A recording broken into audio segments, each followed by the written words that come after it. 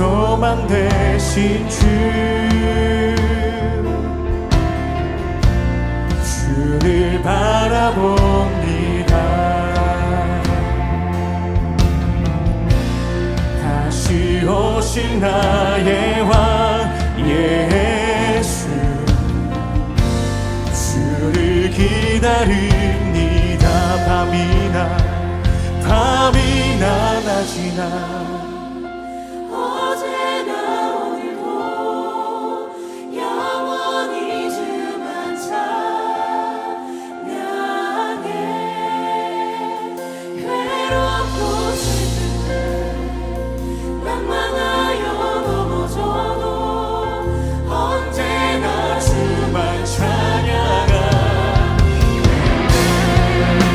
할렐루야. 오늘도 말씀과 기도로 하루를 시작하는 여러분을 사랑하고 축복합니다. 살다 보면 어떤 일을 하다가 멈춰선 상태에 있는 사람들을 보게 될 때가 있습니다. 그 모습이 나 자신일 수도 있고 또는 주변에 아주 가까운 사람일 수도 있습니다. 여러분은 혹시 이렇게 오래전에 어떤 일을 시작하였다가 중간에 멈춰서야만 했던 경험들을 해보신 적이 있으신가요? 운동, 공부, 관계회복 등의 일들 말입니다. 시작할 때는 열심이었지만 내적인 또는 외적인 방해와 어려움으로 인해 포기했던 일들을 말하는 것입니다. 사람들은 이렇게 포기 상태에 있다가 어떤 일을 계기로 다시 일어서기도 하지요. 다시 일어서서 새로운 일을 모색하거나 다시 똑같은 일에 도전하여 더 열심히 그 일을 감당하게 되기도 합니다. 신앙생활도 마찬가지입니다. 그런데 신앙생활에 있어서 중요한 점은 그 계기의 중심에는 여호와 하나님이 있다는 사실입니다. 오늘 본문도 이와 같이 다시 시작하는 모습을 보여줍니다. 하나님에 의해 성전 건축을 다시 시작하는 모습 말입니다. 함께 묵상 하나님 말씀은 에스라 5장 1절로 17절까지입니다. 말씀 듣고 묵상 나눔하겠습니다. 선지자들 곧 선지자 학개와 이도의 손자 스가랴가 이스라엘의 하나님의 이름으로 유다와 예루살렘에 거주하는 유다 사람들에게 예언하였더니, 이에 스알디엘의 아들 스룹바벨과 요사닥의 아들 예수아가 일어나 예루살렘에 있던 하나님의 성전을 다시 건축하기 시작하매 하나님의 선지자들이 함께 있어 그들을 돕더니, 그때에 유브라데강 건너편 총독 다뜨네와 스달 보스네와 그들의 동관들이 다 나와 그들에게 이르되, 누가 너희에게 명령하여 이 성전을 건축하고 이 성곽을 마치게 하였느냐 하기로, 우리가 이 건축하는 자의 이름을 아뢰었으나 하나님이 유다 장로들을 돌보셨으므로 그들이 능히 공사를 막지 못하고 이 일을 다리오에게 아뢰고 그 답장이 오기를 기다렸더라. 유브라데강 건너편 총독 다뜨네와 스달보스네와 그들의 동관인 유브라데강 건너편 아바삭 사람이 다리오 왕에게 올린 글의 초본은 이러하니라. 그 글에 일렀으되, 다리오 왕은 평안하옵소서. 왕께 아뢰옵나이다. 우리가 유다도에 가서 지극히 크신 하나님의 성전에 나아가본즉 성전을 큰 돌로 세우며 벽에 나무를 얹고 부지런히 일함으로 공사가 그 손에서 형통하옵기에 우리가 그 장로들에게 물어보기를, 누가 너희에게 명령하여 이 성전을 건축하고 이 성곽을 마치라고 하였느냐 하고, 우리가 또 그 우두머리들의 이름을 적어 왕에게 아뢰고자 하여 그들의 이름을 물은즉 그들이 우리에게 대답하여 이르기를, 우리는 천지의 하나님의 종이라. 예전에 건축되었던 성전을 우리가 다시 건축하노라. 이는 본래 이스라엘의 큰 왕이 건축하여 완공한 것이었으나 우리 조상들이 하늘에 계신 하나님을 노엽게 하였으므로 하나님이 그들을 갈대아 사람 바벨론 왕 느부갓네살의 손에 넘기심에 그가 이 성전을 헐며 이 백성을 사로잡아 바벨론으로 옮겼더니, 바벨론 왕 고레스 원년에 고레스 왕이 조서를 내려 하나님의 이 성전을 다시 건축하게 하고, 또 느부갓네살이 예루살렘 하나님의 성전 안에서 금, 은 그릇을 옮겨다가 바벨론 신당에 두었던 것을 고레스 왕이 그 신당에서 꺼내어 그가 세운 총독 세스바살이라고 부르는 자에게 내주고 일러 말하되, 너는 이 그릇들을 가지고 가서 예루살렘 성전에 두고 하나님의 전을 제자리에 건축하라. 이에 이 세스바살이 이르러 예루살렘 하나님의 성전 지대를 놓았고 그때로부터 지금까지 건축하여 오나 아직도 마치지 못하였다 하였사오니, 이제 왕께서 좋게 여기시거든 바벨론에서 왕의 보물 전각에서 조사하사 과연 고레스 왕이 조서를 내려 하나님의 이 성전을 예루살렘에 다시 건축하라 하셨는지 보시고 왕은 이 일에 대하여 왕의 기쁘신 뜻을 우리에게 보이소서 하였더라.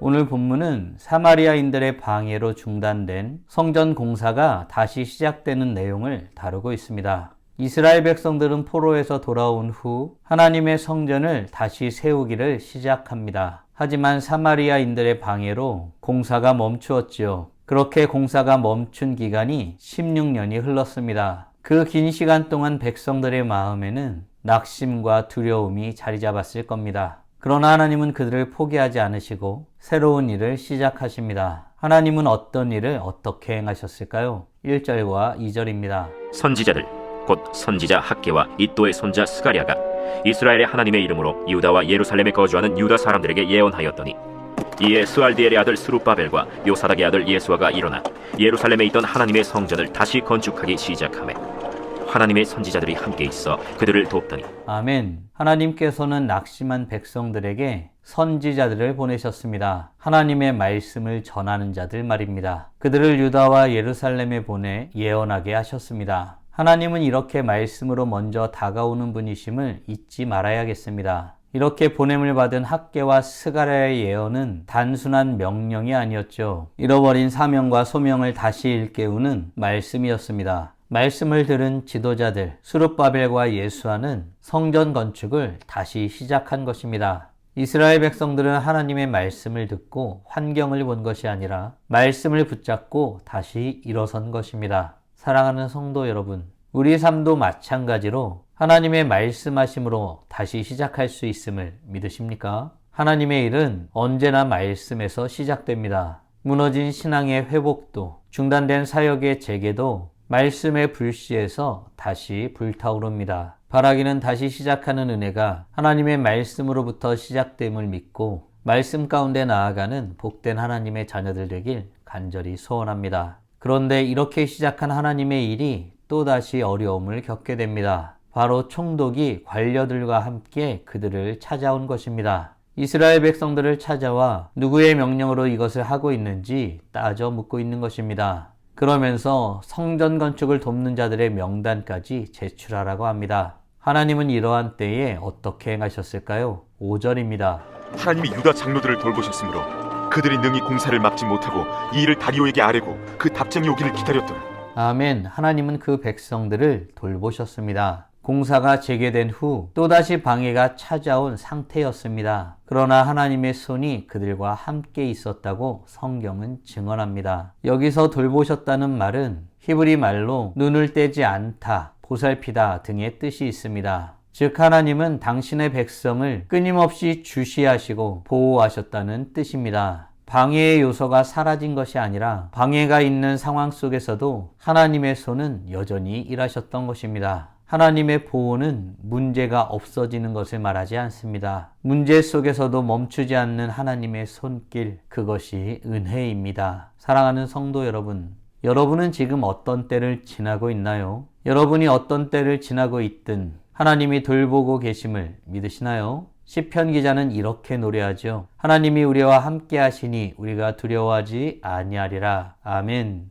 우리의 삶은 어떤 상황인가에 따라 정해지는 것이 아니라 누구와 함께 살아가느냐에 따라 결정되는 것입니다. 바라기는 하나님의 돌보심을 믿고 주님과 함께 살아가기를 소원하므로 주의 돌보심을 누리며 살아가는 복된 하나님의 자녀들 되길 간절히 소원합니다. 총독과 관료들은 왕에게 상소를 올려 이스라엘 백성들의 행위가 불법인지 아닌지 살펴달라고 요구합니다. 그러면서 유대 백성들에게 들은 내용도 함께 적어 올려보내죠. 유다 백성들은 어떤 내용을 고백하고 있었을까요? 11절과 12절입니다. 그들이 우리에게 대답하여 이르기를 우리는 천지의 하나님의 종이라. 예전에 건축되었던 성전을 우리가 다시 건축하노라.